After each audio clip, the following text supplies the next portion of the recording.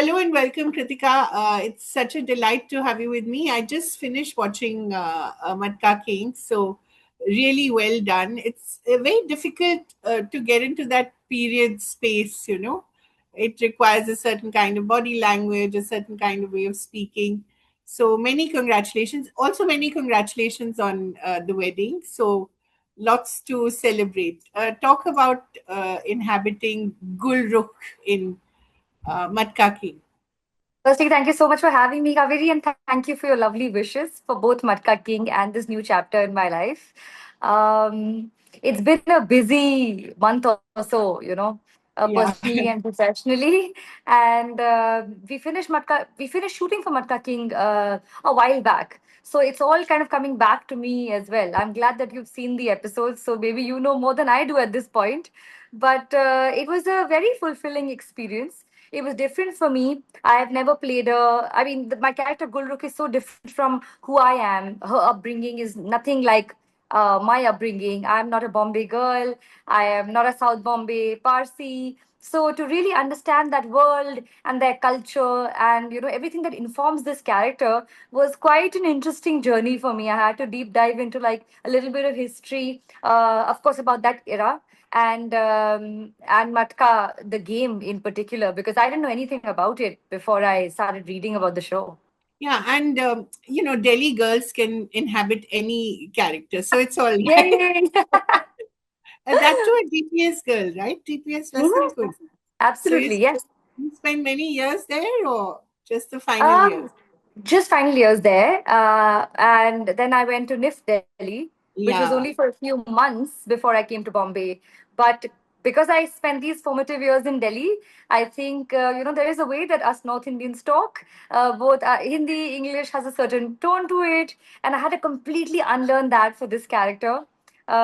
Because there is a certain way, like how South Delhi girls have their things, South Bombay girls have their own quirks, and I wanted to pick up on some of those. Of course, keeping them, in line with the period that this show is set in.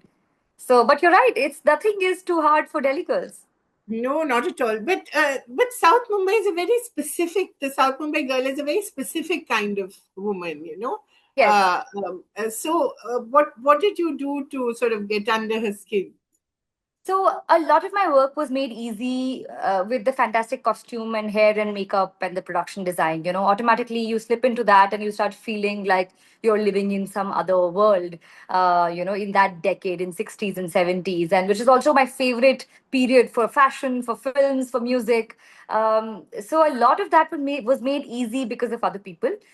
With the character and how she would behave, I thought that she's this really well brought up, uh, I would say from a conservative Parsi family. She is a typical day in Gulrukh's life would probably be like brunch with the ladies and then cards in the club and go to the races in the evening. Going You to know the what I race mean? in the evening, yeah.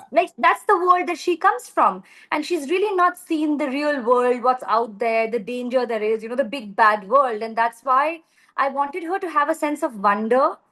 She's also younger than me, so she's in like her early. She's supposed to be in her early 20s when you meet her for the first time in the show, and she's a young widow, so she's grappling with grief, but is also kind of overwhelmed with the expectations that the society has from a widow. Especially in the 60s, it would be to get married again and have a child or something like that, and she's not doing that. And she clearly belongs to a superstitious family where they all have made her believe that she's unlucky. And so this kind of a person ventures out of the house after a long time and encounters this dangerous world of betting, which is thrilling for her, which is completely out of her comfort zone. And that sort of gives her a bridge to become financially independent and start her own business, which nobody was expecting from her. And that sort of alienates her from the rest of her society, family, and everybody. So I found that really interesting that, that there were women back then as well. And obviously there were who were going against the tide and who were doing things that were not expected from them, even though they came from really traditional families, and they didn't have to, like, she doesn't have to make money, she didn't have to get power for survival, she was doing it for liberation, for her own independence. And I found that relatable to some extent. I think so. And is it a composite of someone who actually existed? Because I know Bridge Bhatti is supposed to be based on this real life Matka King. But is your character also a sort of composite or? So it's sort of like based on a few people. There are some records of some people. She is inspired from certain figures, but not one person. It's not a biopic really. And also, when you're making a series of 8 episodes, you kind of do make it cinematic, and you have to sort of have a fictional story that ties together.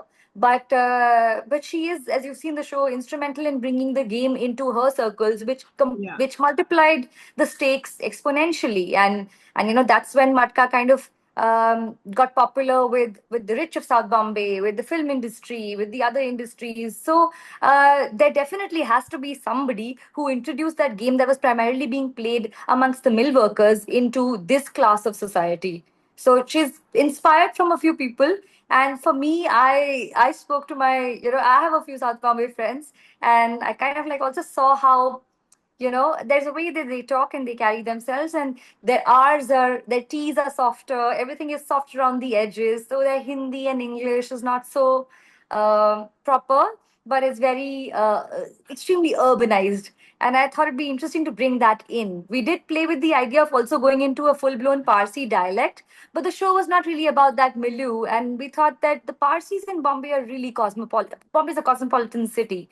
They have exposure to pretty much all languages, and she's probably somebody who studied abroad and come back. So we didn't do the dialect, and kept it really on the edge, like just slightly different. I just wanted her to look and feel different from me and my other characters.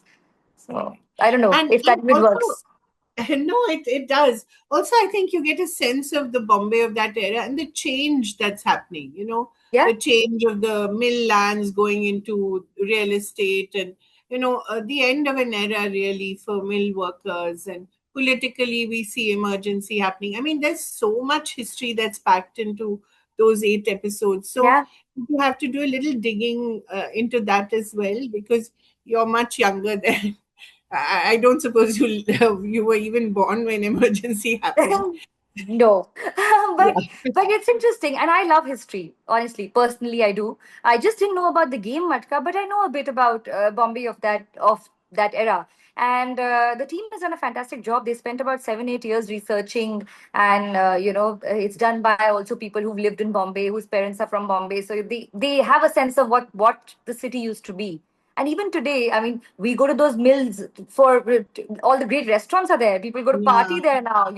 It's such a when you go there now, if you go to Mukesh Mills, where a lot of shoots also happen, and like Kamla Mills or one these places where we now go for night outs, if you go there, it's so hard to imagine that there was a robust mill industry culture over here. And the show also is based at this time that was like the time of like liberalization. A lot of outside A investment started different coming kind in. of liberalization from what we saw in the 90s. Yes, it was just Yeah. the seeds of that, showing in the real estate market and all of that. So it's just the beginning of that. Hopefully, the second season can explore more of that world. But it's interesting because this is like a time when the common man was not happy with the system and wanted to um, do well and make money, and people did all kinds of things. When Yeah. there was obviously one side of the world that Gulrukh belongs to that was working just fine. They were still holding their parties, and that class divide is really stark in Bombay even today. Near a high rise, you see slums, even in South Bombay or everywhere, anywhere in the suburbs as well. Somehow, the city has this really stark image of a lot of wealth and then absolute slums right next to it. So, Yeah. so it's a Which is it's a true of all fascinating. our major cities, but I think in Mumbai it's even starker because, well, the wealth is so evident as well. Yes.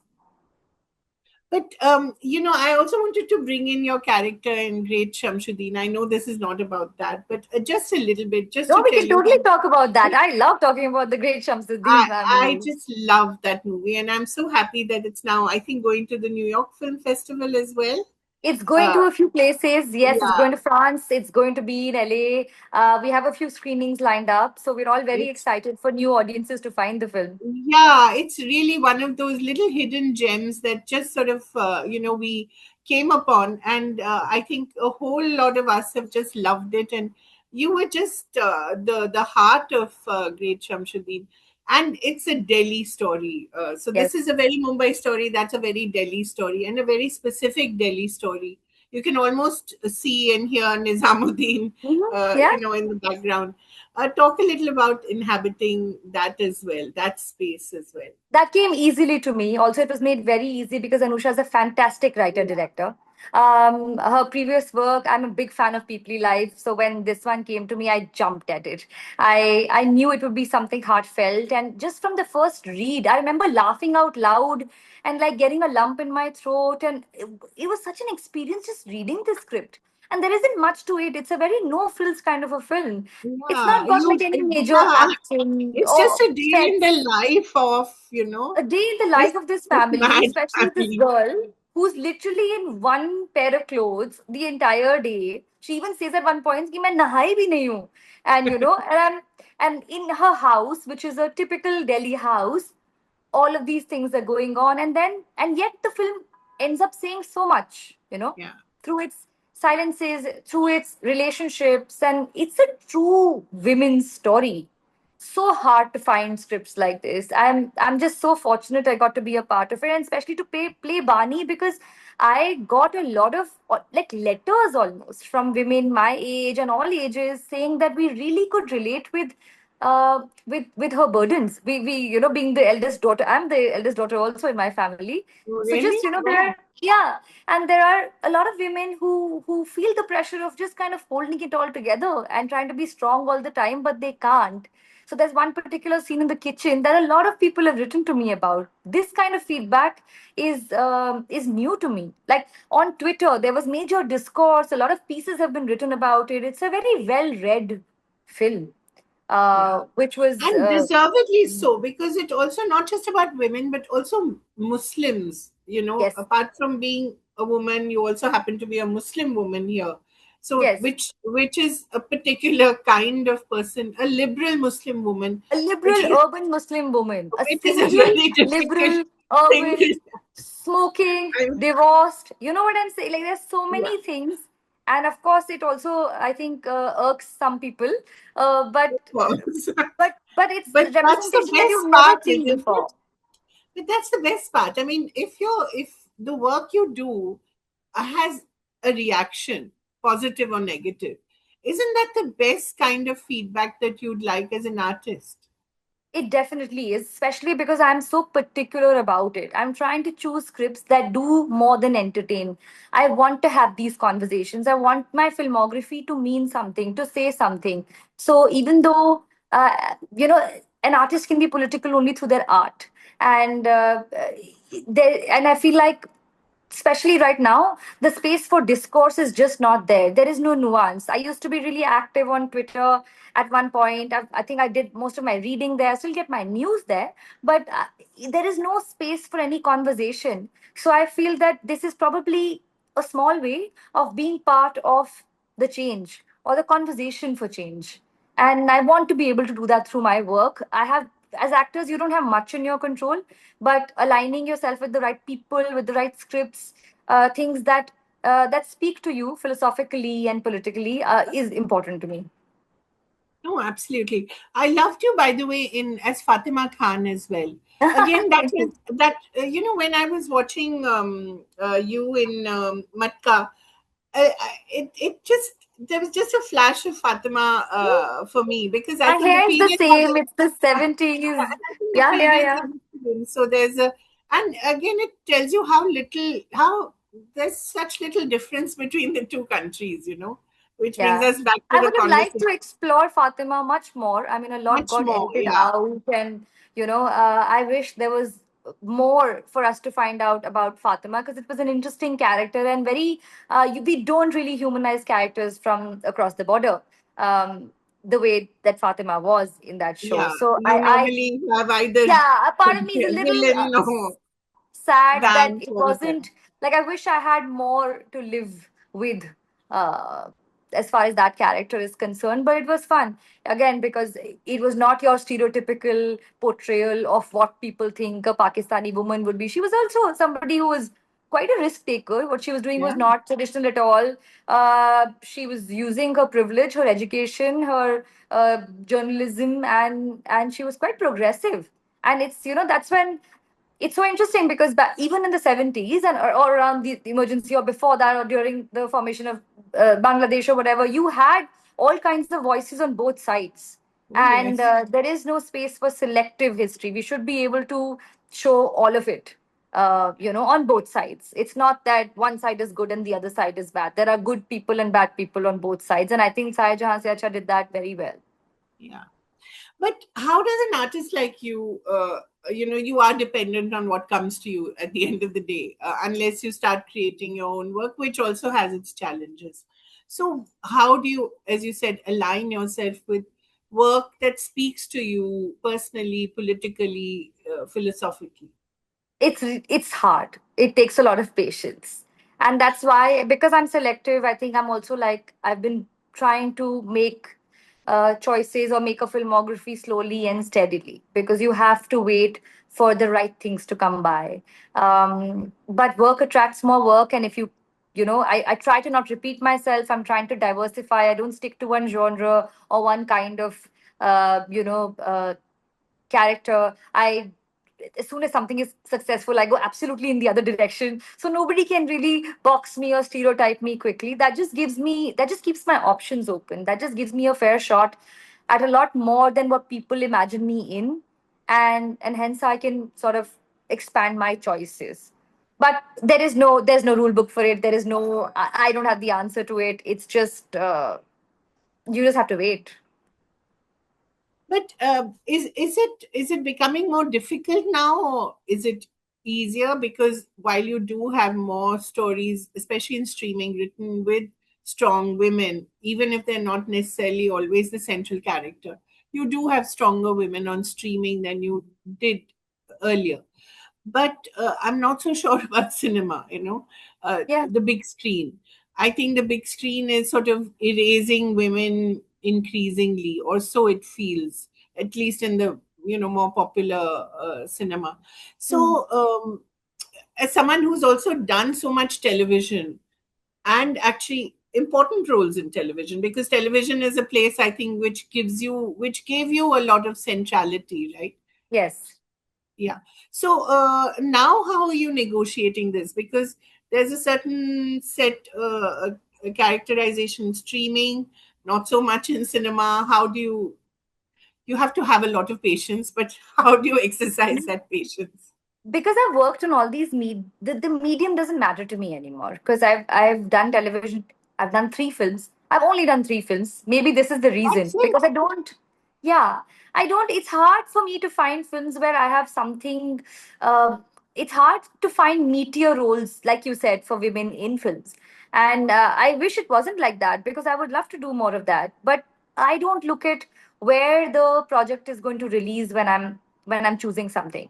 It's the script and the part that has to speak to me. You're absolutely right that there are more opportunities, more stronger women on screen now. But I also feel like we're kind of like now getting stuck in that loop. We've decided that a strong woman must look a certain way. We cannot hold multitudes anymore. So, like, if it's gritty, then it has to look a certain way. She won't care about how she looks. She has to, there's certain stereotypes that again we're kind of like getting stuck with. And I think this will only change when we have more female gaze. We need more women to write women, which is why when Anusha writes so many women, they carry contradictions, they carry multitudes, and somehow in most scripts you don't find that. And I have now, once you've tasted blood, like I have now, because I've worked with this quality of writing that I have in the last, with Nagraj Manjule here, with Anusha Rizvi, with so many people, and I'm trying to work with these filmmakers that I'm a fan of. It just becomes harder and harder because your standard for yourself keeps increasing. And I'm so happy about that. You are very good in Bead as well. And Thank Anubhav is you. again a Yes, writer who tries to go beyond the obvious, I think. absolutely. He Yeah. has. he has a female gaze, the best female gaze possible for a man. I mean, Hmm. I No, mean, he's a really thoughtful person and also very aware of his surroundings and himself and generally the world and what's going on. And you can see that in his work. I've always I love his films. Article 15 is one of my favorite films. And Bheed also was a fantastic experience. I came on board one day before shoot or something, like 2 days before. They were already in Lucknow and I went there. And he's also somebody who's really open minded. He can really is somebody you can have a discourse with and say, okay, why don't I say this? And he's like, sure, try it out. And he writes really good dialogue and stuff also. So he understands, he can really sift through your thoughts and get the crux of a scene out. And I really enjoyed working with him as well. Again, that was another project where I thought that my character could say lines that you don't get to see you don't get to say those things on screen. These are things that you say in the living room with your friends, but you don't really talk about, what do you think about the world? Is it just a churning? Will it change? Should we get our hands dirty? Like, these are not, I was almost like that character was almost the voice of the director, and I could say so many things that you don't see on screen at all. so what else do we see you in the near future, So which you can talk about? I am training for a film that I have recently signed. It's a lovely little film again. I think after Shamsuddin, I'm a big fan of this kind of a setup. I want to work because I think that there is a space for small films and small stories, and we all collectively have to kind of support that ecosystem. We cannot just have blockbusters. I mean, of course, they're great, but I really hope going forward we have these smaller films as well. They are more of an intimate watch, and Yeah. they're character driven, and they're not like about the big action and the big VFX, but they're about they have a lot And of they heart. say, yeah, and they say so much about where we are. I mean, 10 Yeah, years later, 20 years later, people will be watching these movies and I saying, hope oh, so. I that's think what we so. lived through, Yeah, if we yeah. survive. No, so It all the depends feedback on that. to Shamsuddin has really emboldened my this quest to find these kind of films now. So I've found one with it's a new team, and almost everybody's new. The director, it's his first Nice. directorial, and actors, and a lot of us. But we're coming together to tell a beautiful story that requires me to go through some physical training. So I've been working very hard in the gym these days. Nice. And is there Yeah, something in and that's streaming new as for well? me. No, not right now. No, Okay. I had to really focus on this film because it's kind of challenging. I've not done this before, so I want to just dedicate the next few months to this, and then let's see how Matka King fares Wonderful. and I what think comes next. you'll get a lot of calls after Matka King as well. Of course, they'll all want to So, cast you as more of the same, but then that's your going to be a big choice for you. But no, thank but you it's so always nice much. to get calls. And it's so nice to see a Delhi girl doing so well. So Thank you. thank Thank you you so so much. much. Thank you.